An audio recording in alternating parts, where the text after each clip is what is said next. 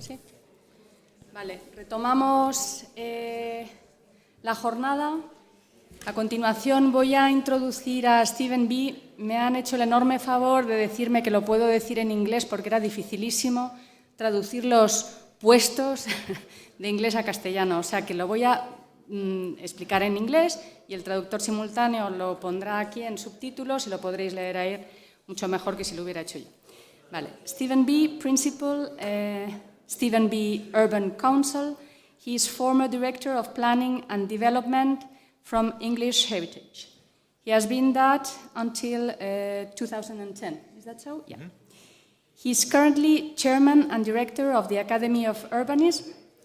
He is a member of the Executive Committee of the Historic Towns Forum, and he has been Chief Planning Officer and Director of Development Services, Winchester City Council. He has been many other things. Ha sido muchas otras cosas, pero tenéis su currículum y su perfil profesional en LinkedIn. ¿Está bien traducido? ¿Sí? Vale. Pues Stephen va a hablarnos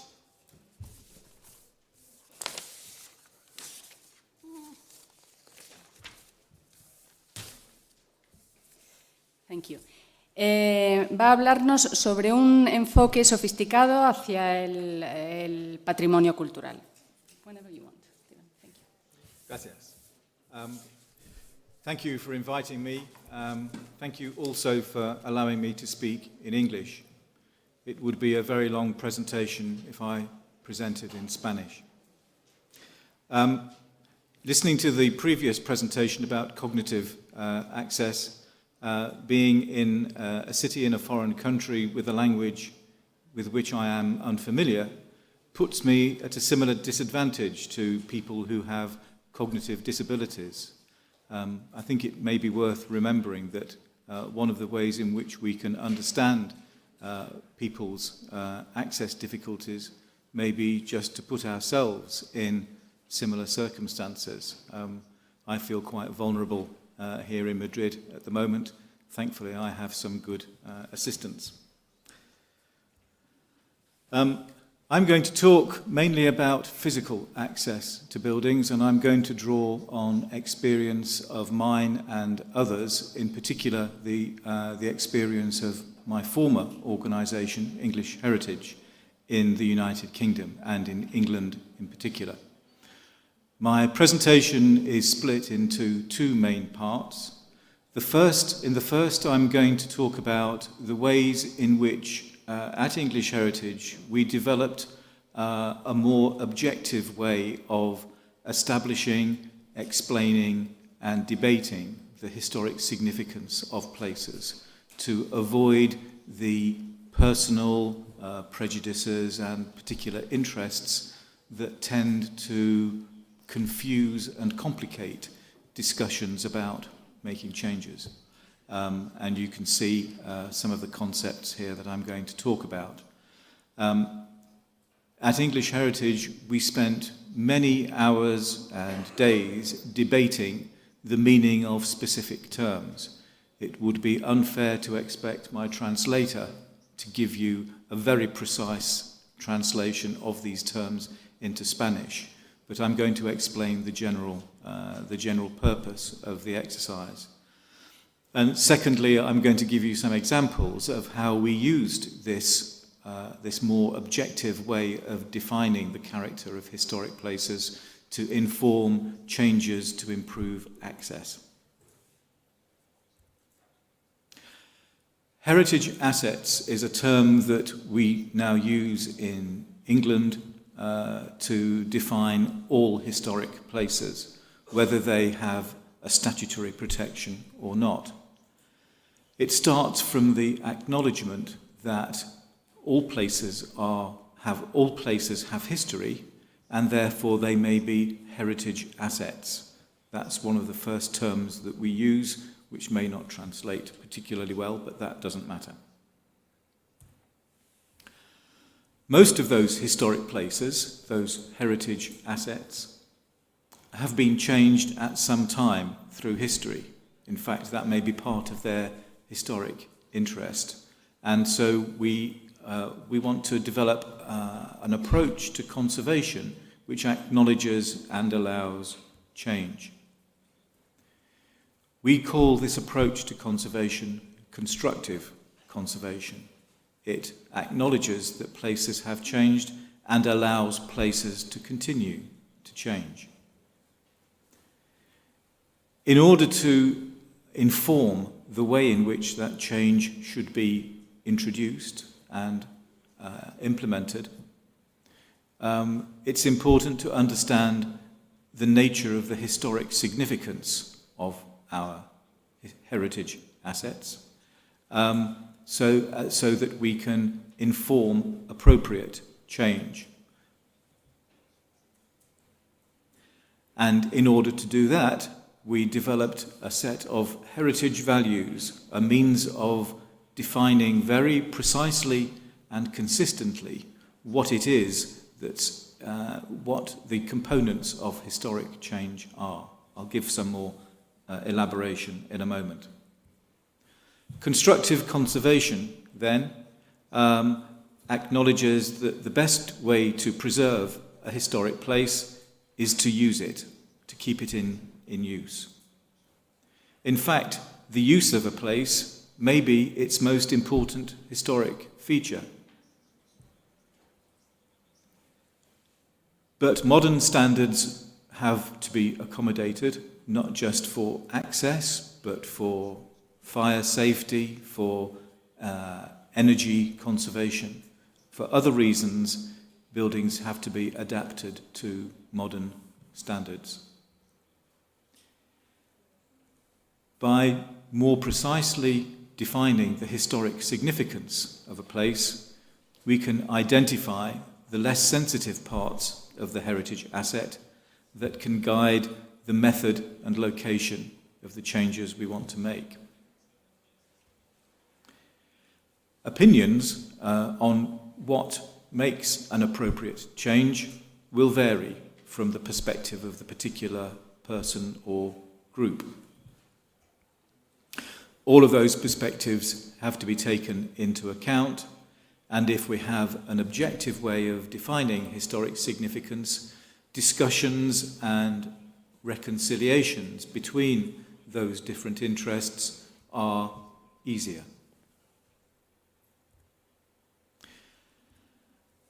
The way in which we define historic significance is critical to this approach. And in a document called Conservation Principles, which English Heritage adopted in 2008, at the heart of that document were a set of heritage values. These are grouped under 4 headings: evidential, historic, aesthetic, and communal. It would be inappropriate here to go into precise detail because, as I've said, it won't translate particularly easily.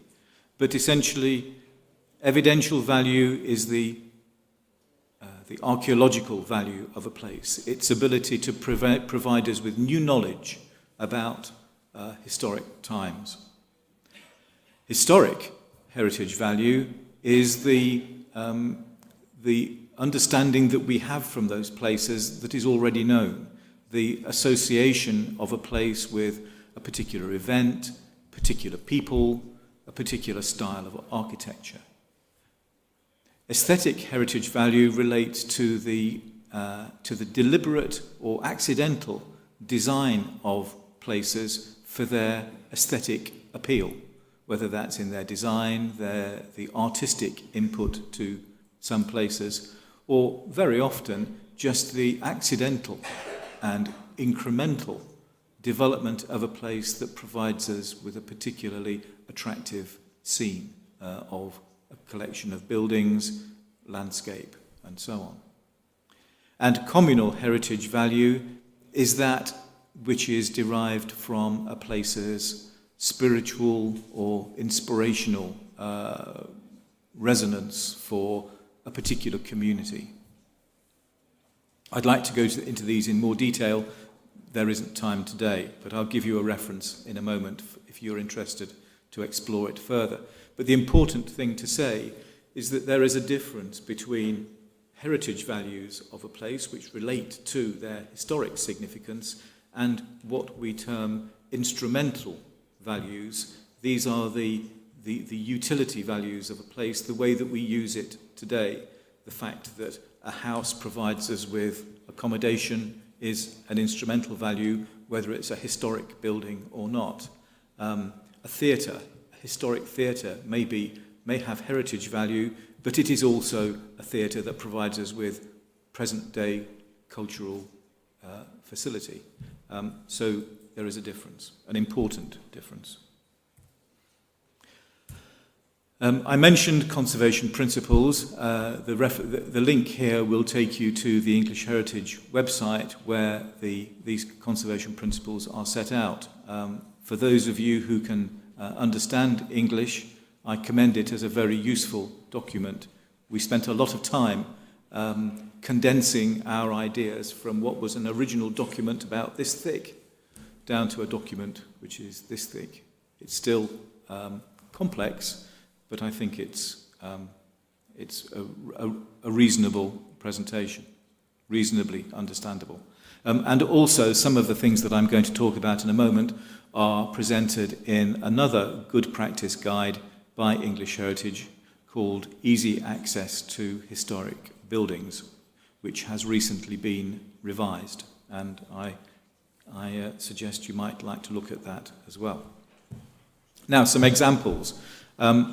This is the Ashmolean Museum in Oxford, a very important building, a mid-19th century neoclassical building by an important English architect, but also accommodating a very important collection of art and anthropological examples.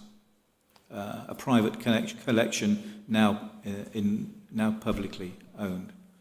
A few years ago, there were proposals for a major adaptation of the original building and a large extension to allow more of the collection to be shown to the public. And as part of that, part of those works, improvements for all visitors, including better access for wheelchair users, was included in the design. Inside the main entrance, here's the main entrance, so behind those doors, there is a hallway, a vestibule, with this feature called a tribune, which is a classical feature of Roman architecture and deliberately included in the entrance to this neoclassical building. The proposal, as you can see, the difficulty was that it has 3 steps up and 3 steps down on the other side. It was to emphasize the status of the entrance and the people using it in the Roman way. But of course, it's not suitable for people with disabilities, in particular people in wheelchairs. So the architect's proposal was to remove these steps. That proved very controversial because those people who were interested in the historic significance of the building felt that this tribune was integral to that significance. By using the concept of historic significance and defining the heritage values of this building, we came to the conclusion that actually the collection within the building was the most important heritage asset, and that improving access to that strengthened its historic significance. Also, because the works included an extension which allowed a larger display of historic artifacts, that too was enhancing its historic significance. And also, the new building was going to add a major enhancement to the historic fabric. It would be repaired and kept for the long term.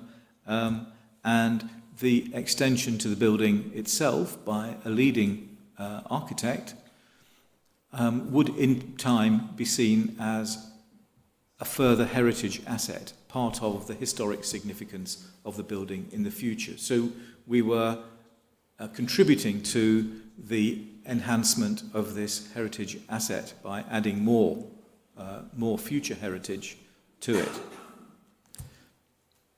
Here's another example. This is a former country estate in the north of England.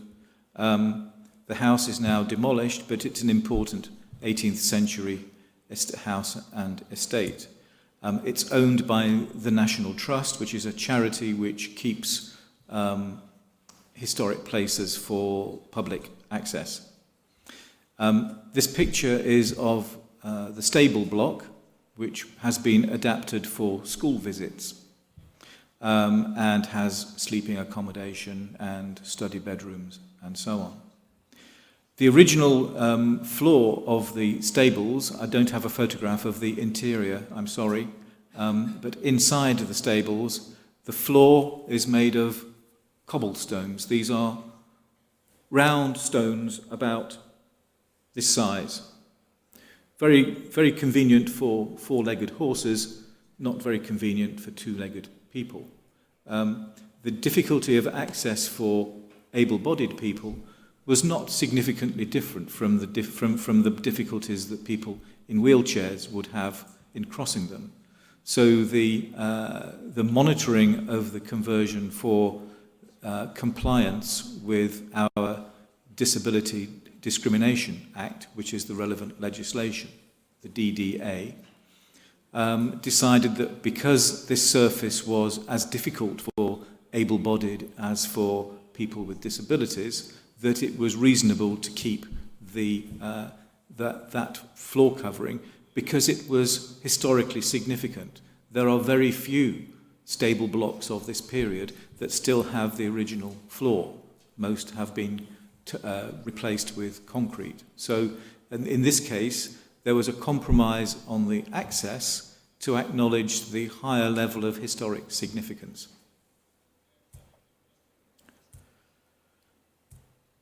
Another example here, again in the north of England. This is an English heritage property, Helmsley Castle. It's a medieval castle built by the Normans, mainly destroyed during the Civil War in the 1600s. There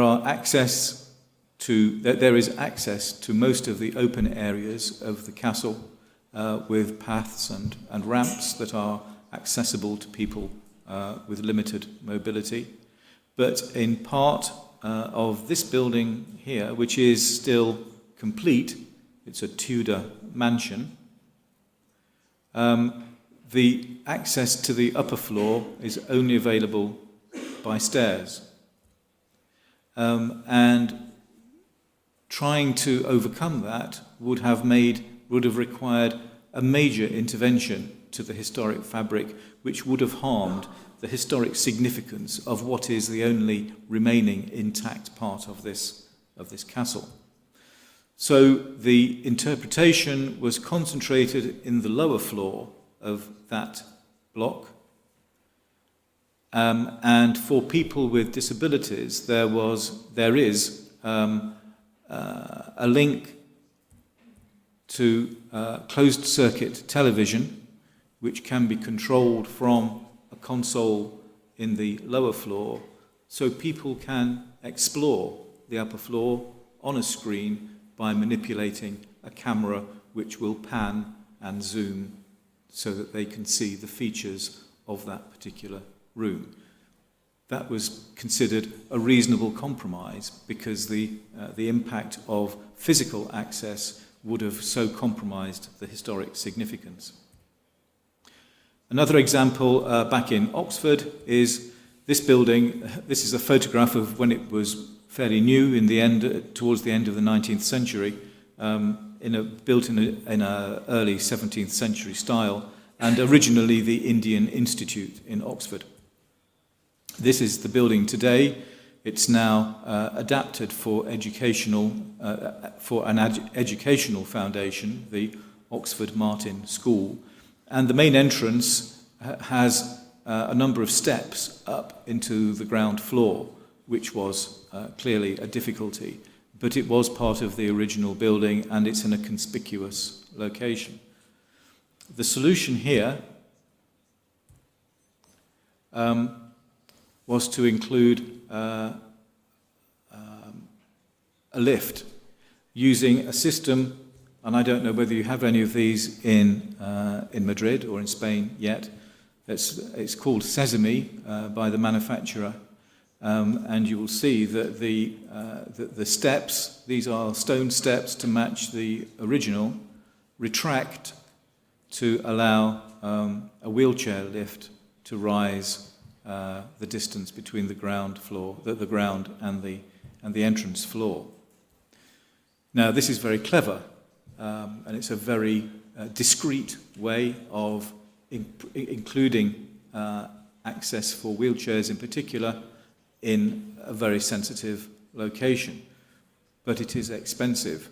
That expense can be offset to some extent by the fact that you can use this for other purposes. And in fact, the Institute said that this lift is used more often for deliveries and moving pianos and similar large objects, more often actually than wheelchairs. And the original doors were adapted because they were moved from the top of the stairs to the bottom in a different height opening. And I show this photograph because the lower parts of these doors are actually new.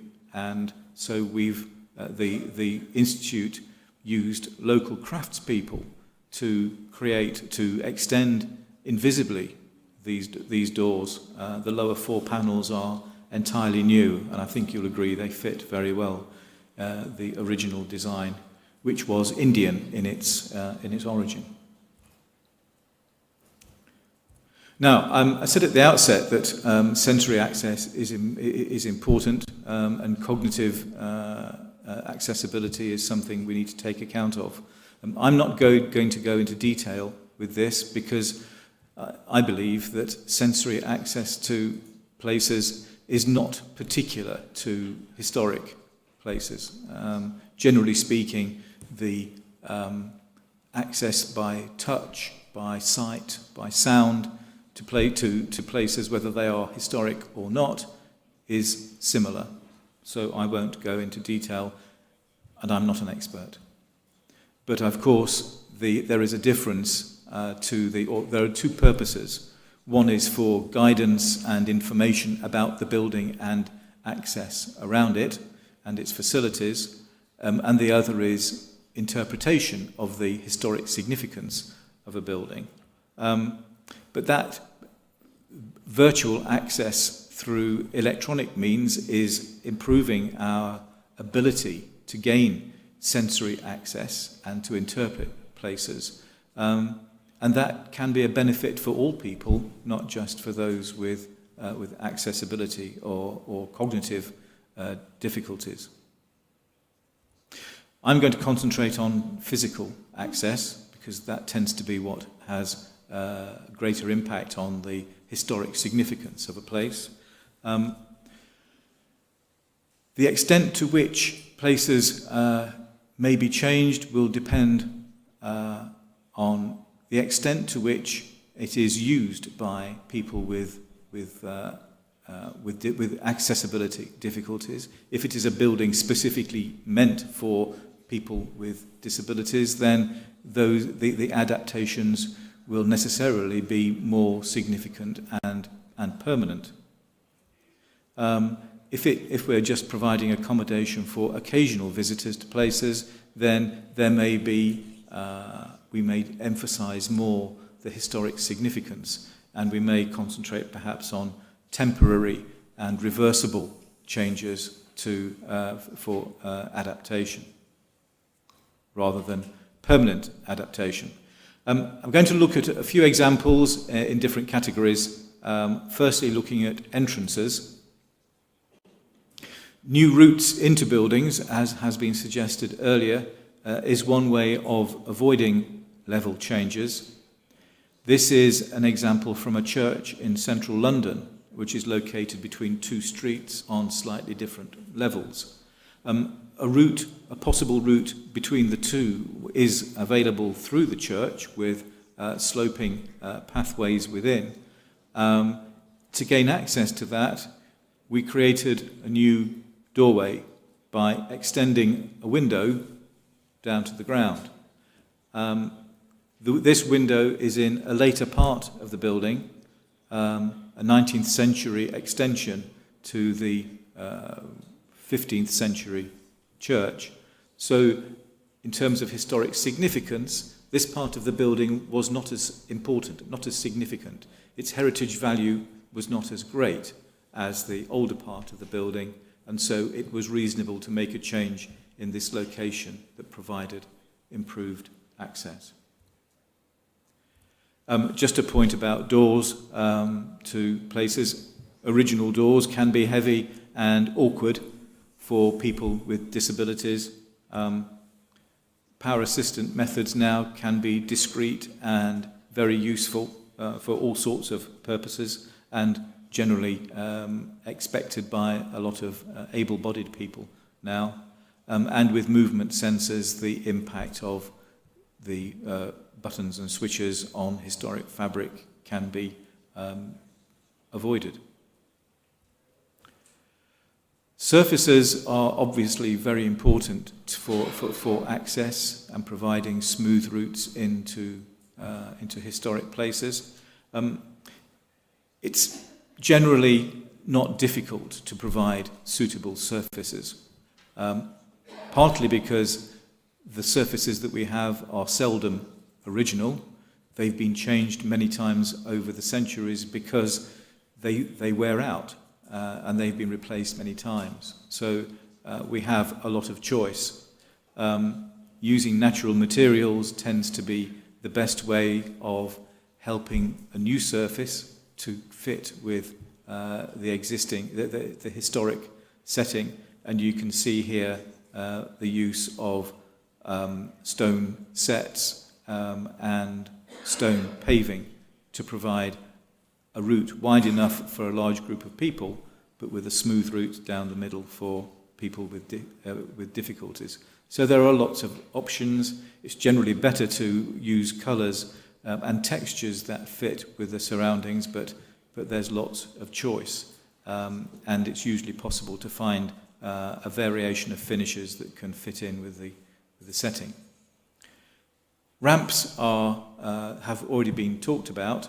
Of course, it's always best if the ramp can be incorporated in the original design of the building. This is a listed building in London. It's the headquarters of the Royal Institute of British Architects, which was built in the 1930s. The original president, the president of the institute at the time the building was opened, used a wheelchair. So a ramp was included in the entrance from the outset and works very well.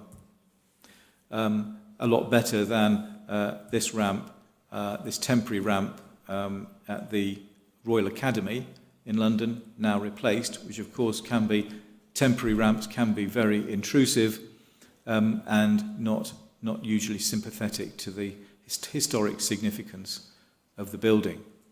And they can be a very complicated means of overcoming small changes in height.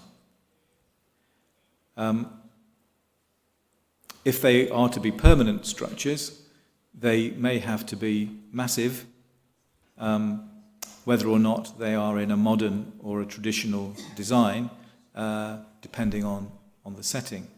You see in the top a modern glass and concrete structure giving access to a 20th century art gallery in the north of England, and below a stone-clad ramp providing access to a town hall of the late 19th century. They're well detailed with good materials, but they are expensive structures, and they will be difficult to remove or replace in the future.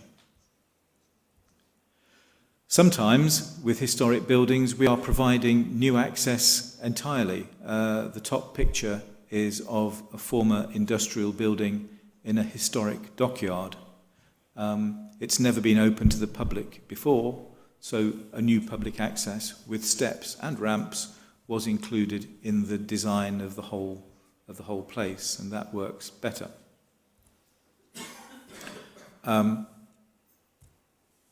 And also, there are occasions when we are improving other aspects of a building's performance to other standards. Here, for example, at this railway station, there were facilities for bicycles being provided, as well as facilities for wheelchairs. And so the additional impact of the ramp, along with the other things, was relatively small.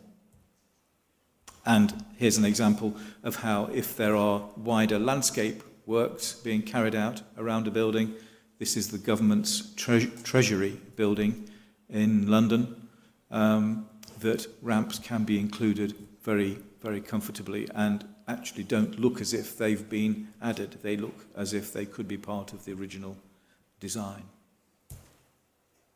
In some circumstances, this is a site in Cambridge where the access to various places from a tight, small square was very complicated. And so it demanded compromise in terms of the nature of the accessibility.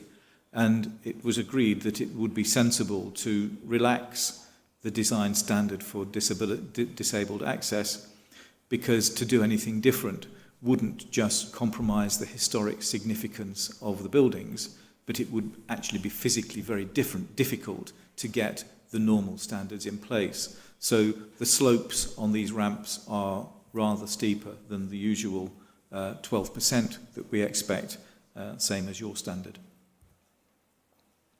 Lifts can be, the previous speaker was suggesting that ramps can be more useful than lifts.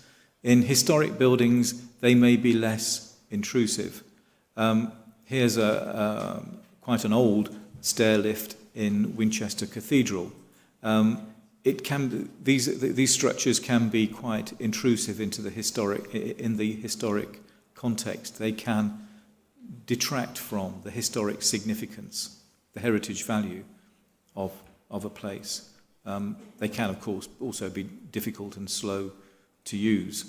But platform lifts are easier to use, but as in this case, they still require, in some circumstances, major alterations. And so we have to be ready to balance the impact on historic significance with the benefits to the extent of the benefit of having that improved access.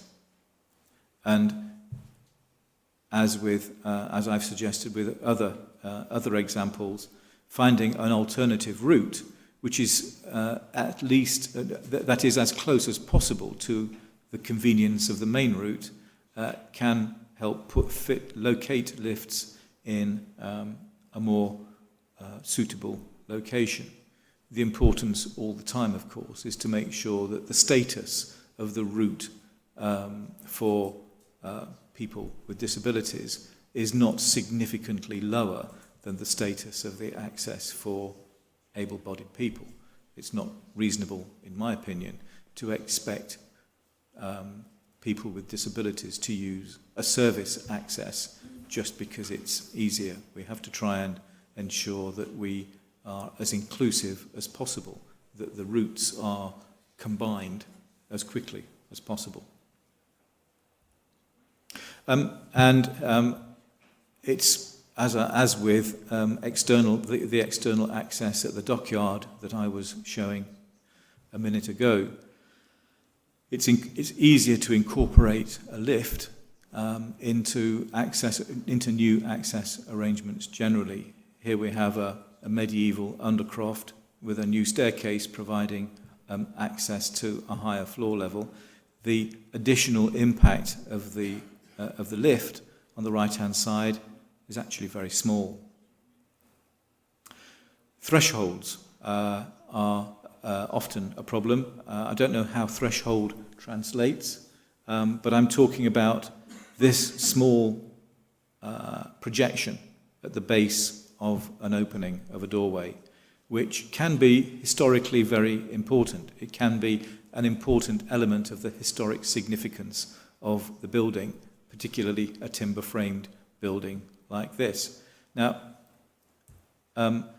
sometimes a very small threshold can be negotiated by people with limited mobility. In other circumstances, it may need, for example, a movable ramp if the access is only occasional, or the example at the bottom here is actually of a portion of the floor which is on hydraulic rams which raise the floor into a ramp when needed. Obviously a more expensive option, but it depends on the balance of the frequency of use with the nature of the historic significance. And another way of dealing with that threshold problem is changing the levels on the exterior of a building, as has been done here at Winchester Cathedral. This tends to be quite easy because the levels around historic buildings have often changed up and down quite a lot over time. So they've been historically modified, and if it's done sensitively here with a modest change in level, then we can provide level access into a building and avoid a small change in level. And of course they may, as with the Treasury building, which I showed you a minute ago, they may be part of wider enhancements and be undetectable to most people. So, my conclusions, with 2 minutes to go. It's important to understand the nature of the historic significance of our heritage assets and to present that in a consistent and precise way so that discussion is using terms that are understood and shared by all of those involved.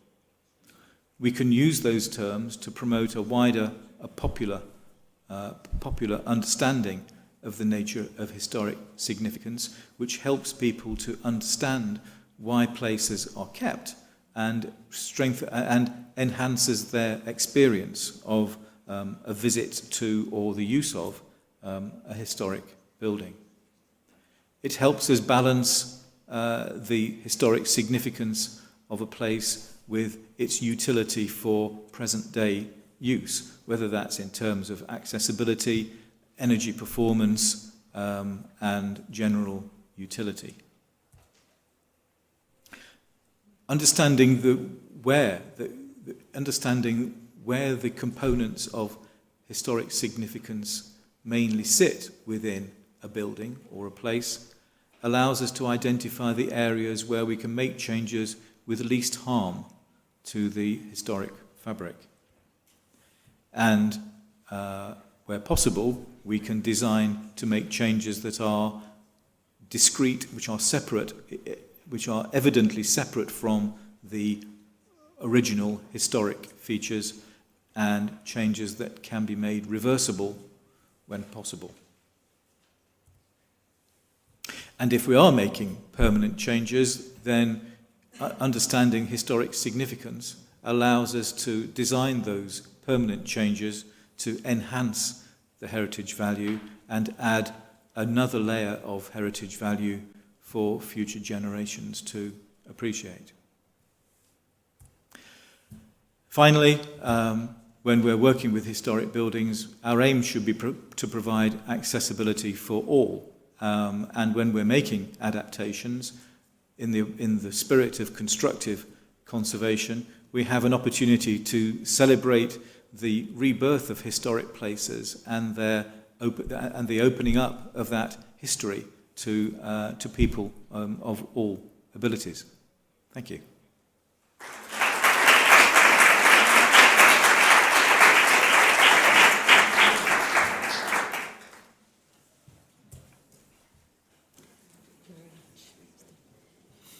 Muchas gracias, Stephen B. A continuación vamos a abrir la mesa número 4, en la que van a participar ponentes que han participado durante el resto de la mañana. Se llama el límite de la tolerancia. Entonces invito a que suban Alfonso Muñoz Cosme, Rosa Bustamante, Juan Pablo Rodríguez Frade, Carlos Rodríguez, y al final, cuando se acaben estos casos, que está planteado como presentar una diapositiva y ver posibles soluciones, se contestarán a las preguntas que haya en la sala o que hayan surgido a través de Twitter. Aprovecho para agradecer a la gente que ha estado en las jornadas presencialmente o a través de streaming, y a todos los ponentes por haber estado aquí aclarándonos y aportando conocimiento sobre este tema de patrimonio y accesibilidad. Muchas gracias. También Nieves Peinado ha tenido una gran parte en la organización y la coordinación de estas jornadas y desafortunadamente no ha podido estar hoy aquí, pero también agradecerle a ella el esfuerzo.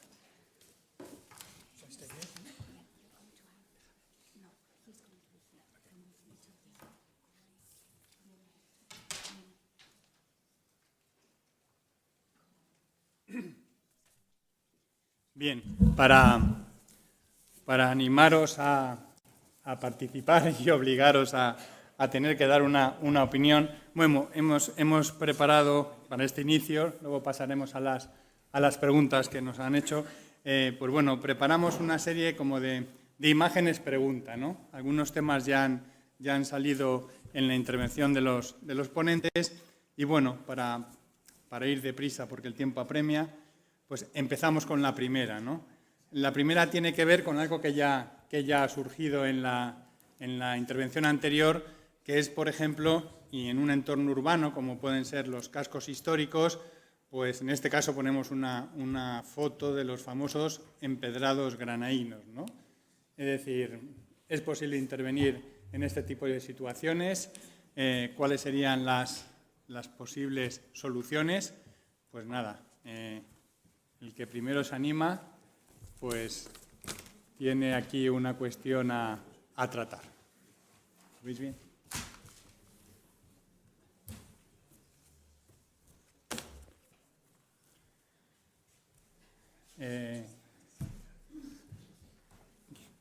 Quizás Steven.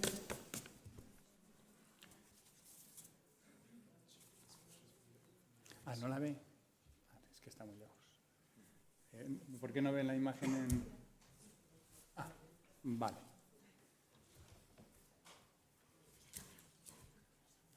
Nos han pregado. Bueno, simplemente incidir otra vez vuelvo a repetir la pregunta. Ya ha surgido en la ponencia anterior que los pavimentos muchas veces considerados históricos, pues bueno, no tienen esa antigüedad en el tiempo, ¿no? En España, pues hubo una discusión bastante importante en Granada y en algunas ciudades del sur sobre la utilización de los empedrados granaínos, ¿no? Estos pavimentos de guijarros que, dependiendo del tamaño de la piedra del guijarro utilizado, pues bueno, genera una superficie que es bastante incómoda para las personas, sobre todo con movilidad reducida, ¿no? Yo creo que la propia fotografía anuncia una solución, pero bueno, yo creo que se puede actuar y lo que demando de vosotros es cuál es vuestra opinión a este respecto, ¿no?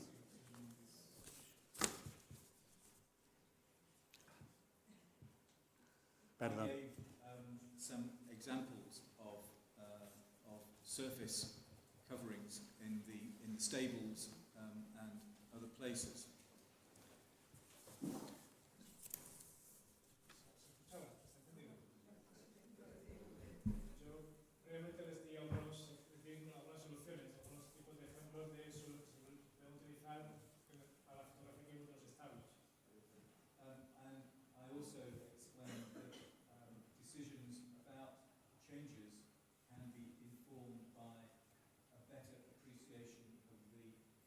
Nature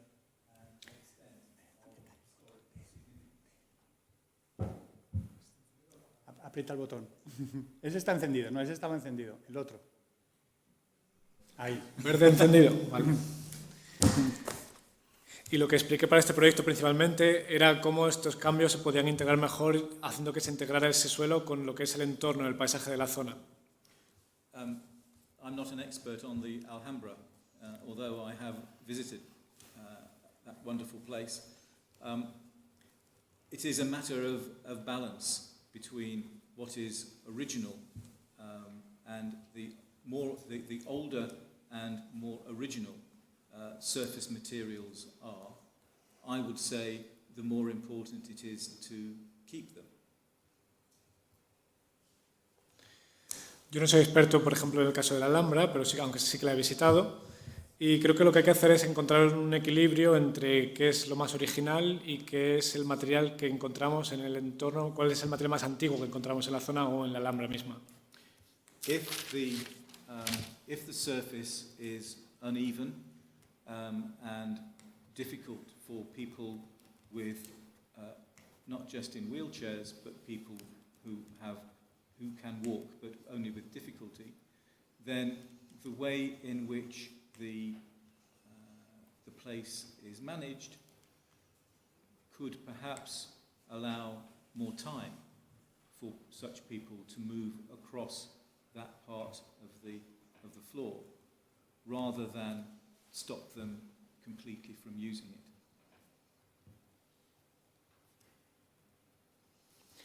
Si tenemos, por ejemplo, una superficie que esté más inclinada, puede darse el caso de que el acceso sea complicado no solo para la gente que va en silla de ruedas, sino también que sea dificultoso para gente que pueda caminar pero con dificultad. Y a la hora de gestionarlo habría que analizar si puede utilizarse algún tipo de suelo para que estas personas puedan acceder, aunque no sea un acceso perfecto, pues que aunque pudieran desplazarse de manera más lenta, que puedan acceder aunque sea poquito a poco y que puedan pasar por esa zona.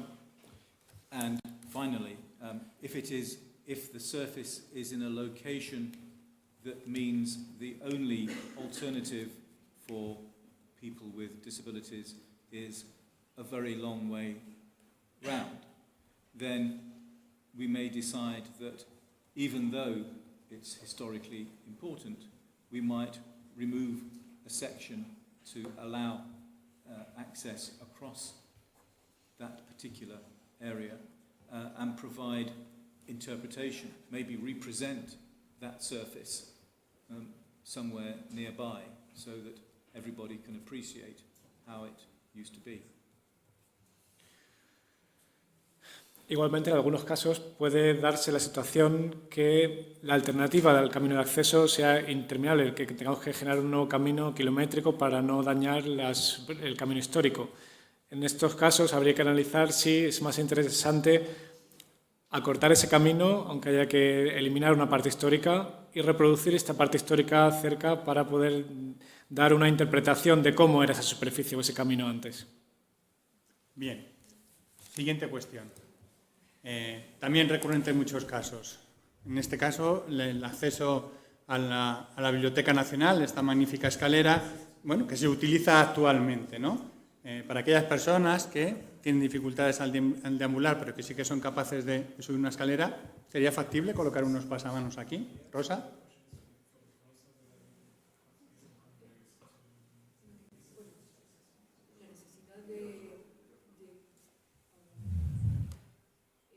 La ausencia de pasamanos y sobre todo considerando el ancho, digamos, de la escalera, lo que obliga es que las personas con ciertas dificultades tengan que ir siempre por un costado o por el otro, ¿no?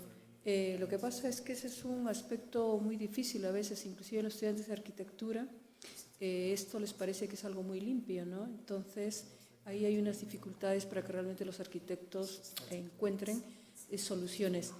Me acuerdo que la respuesta de un alumno fue, bueno, entonces separo una parte a la derecha para que ahí puedan, con el pasamanos, subir y bajar, ¿no? Y eso ya significa una segregación de alguna manera, solo puedes subir y bajar por este lado donde te he puesto pasamanos.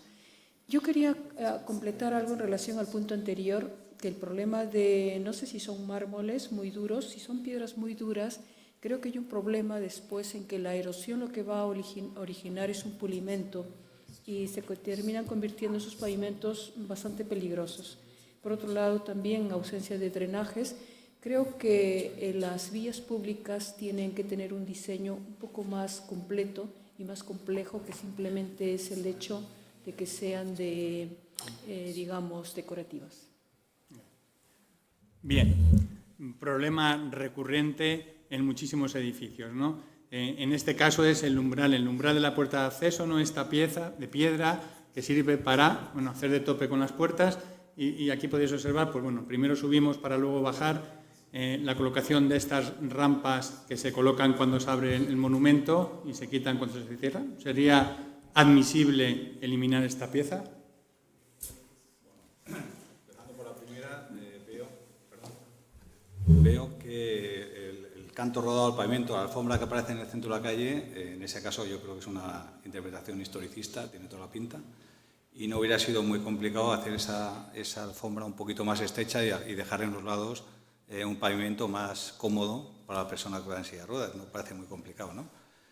Me imagino que eso conllevará luego además peldaños en otras calles donde la alfombra ya llega de lado a lado, etcétera, ¿no? Si se trata de hacer una nueva intervención urbana, desde luego yo creo que es muy compatible esa alfombra de canto rodado con unos laterales, ¿no? Con un encintado perimetral por donde se pueda circular con mayor comodidad. Con respecto a la barandilla de la Biblioteca Nacional, yo creo que perfectamente es compatible una barandilla o dos a ambos lados, ¿no? Me parece que la escalera sigue manteniendo su dignidad, su potencia, no lo altera en absoluto. Ahora bien, soluciona solo parte del problema, ¿no? Lo minimiza. Desde ese punto de vista, la Biblioteca Nacional yo creo que tiene una respuesta muy parecida a la que hemos dado nosotros en el Museo Arqueológico después, que es un acceso por la parte de abajo, ¿no? Es un problema que yo creo no tiene solución. Yo nunca pondría un artefacto extraño en esa escalera de la Biblioteca Nacional. Y en el tercer caso de la Alhambra, nosotros hemos hecho unas pasarelas que han aparecido por ahí para discapacitados, para personas discapacitadas a lo largo del conjunto de la Alhambra, y son reversibles. Yo creo que todo lo que sea reversible en la Alhambra funciona bien en aquellos espacios que son originales. En esa fotografía que hemos visto antes del umbral, yo creo que ahí hay que poner, mejor o peor diseñado, algo parecido a lo que aparecía en la fotografía que ha puesto Carlos.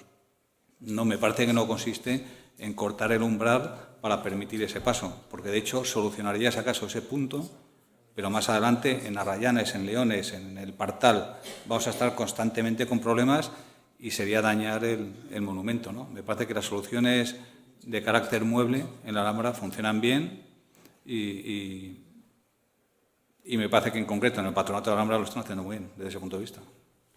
Ya que estamos en la Alhambra, había puesto esta foto, no sé si la estás viendo.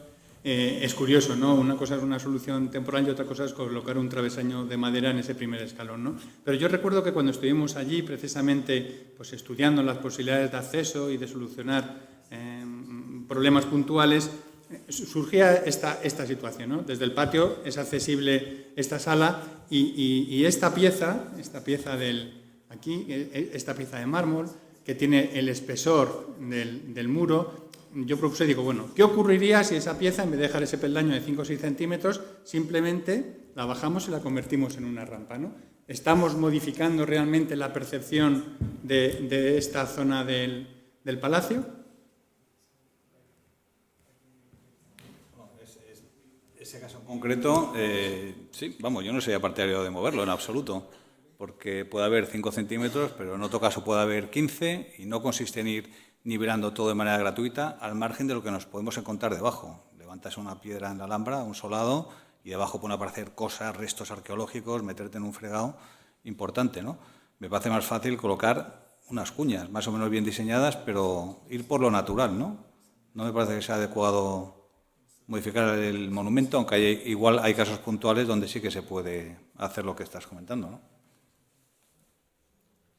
Esta quizás sea un poquito más complicada.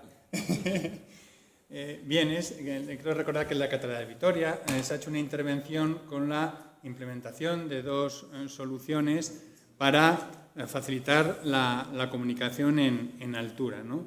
Esas soluciones se manifiestan en el exterior con estas nuevas piezas que encierran, pues, ascensores, ¿no? ¿Creéis que este nivel de intervención es factible? Bueno, dinos qué es lo que opinas. Bueno, Siempre es posible intervenir sobre un edificio histórico para mejorar su accesibilidad con nuevos elementos, siempre que se permita, esos nuevos elementos permitan la lectura adecuada del edificio histórico, sean claramente diferenciados y no induzcan a una lectura equívoca. Aquí, en este caso, quizás el problema es que quizás son demasiado parecidos los nuevos elementos a las estructuras antiguas, sobre todo a los elementos de escalera históricos, y entonces pues pueden desfigurar un poco la lectura. Yo preferiría un diseño, en caso de que sea necesario, pues contemporáneo, claramente diferenciado. Bien, vamos a pasar a algunas preguntas que nos hacen desde la sala, ¿no? Una de ellas dice, ¿cómo se mide la efectividad de las intervenciones de accesibilidad en patrimonio? ¿Por qué habitualmente no se tiene en cuenta a las personas con discapacidad intelectual en accesibilidad? Cualquiera de vosotros puede responder.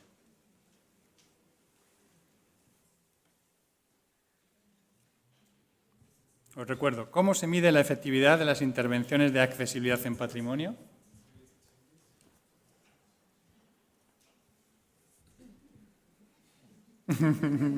Parece que es complicado medir la efectividad.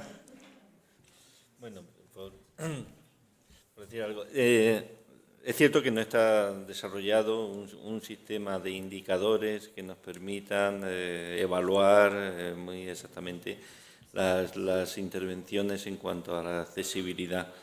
Sin embargo, los indicadores de calidad de accesibilidad en un proyecto en el fondo son los mismos que de la efectividad o la calidad del propio proyecto. En realidad, la accesibilidad es solo una parte de un proyecto que tiene que resolver condicionantes funcionales, condicionantes de legibilidad del bien, de conservación y también de accesibilidad. Y entonces, en ese sentido, los mismos indicadores de calidad que sirven para el resto sirven también para la accesibilidad. Un proyecto es cuando resuelve de forma adecuada todas las distintas facetas que intervienen en el bien, incluida la accesibilidad. Bien, nos entrecomillan, comprometa la importancia histórica del edificio. Y pregunta, ¿realmente no existen soluciones de accesibilidad aplicables que sean completamente perceptibles y separables del elemento original? ¿Es realmente tan grave? Yo creo que realmente ha sido contestada casi con tu intervención, ¿no? Y bueno, pues una más, ¿no? ¿Se tiene en cuenta la evacuación de las personas con discapacidad en las intervenciones planteadas? Por ejemplo, Eduardo Torroja. Pues hombre, yo creo que sí, ¿no? Y ya que está implicado en eso, no, que conste que no lo he hecho yo, es una pregunta de la sala. Pero bueno, yo creo que sí, que realmente se tiene en cuenta desde el momento en que estamos colocando soluciones, ¿no? Rampas que se pueden utilizar, que no estrechan en absoluto la sección útil de paso de evacuación de las salidas, no simplemente aquel que pueda utilizar la escalera, aquel que elija la opción de la rampa, pues allí la tiene a su disposición, ¿no? Es cierto que todavía, por ejemplo, en el salón de actos, pues nos queda darle una vuelta más y bueno, pues se estudia o se ha estudiado o se estudiará con más profundidad, porque hay dudas, la posibilidad de abrir una puerta al exterior, ¿no? Pero bueno, desde luego, desde las intervenciones que hacemos desde aquí, desde el Ceapat, y yo creo que ya absolutamente todas las personas que se dedican a la arquitectura, pues la evacuación de las personas en caso de emergencia o en caso de incendio, pues yo creo que es obligado completarlas, ¿no? Bueno, pues lamentablemente tenemos que finalizar en este punto. Cualquier pregunta que haya quedado, pues aprovechar siempre este pequeño barullo que se monta al terminar y bueno, pues ya que están aquí una serie de personas que os han comunicado la forma de entender y de ver las cuestiones relacionadas con el patrimonio, pues aprovechar ahora para acercaros y consultar en la medida de las posibilidades. Gracias por vuestra atención, gracias por haber venido y hasta el año que viene.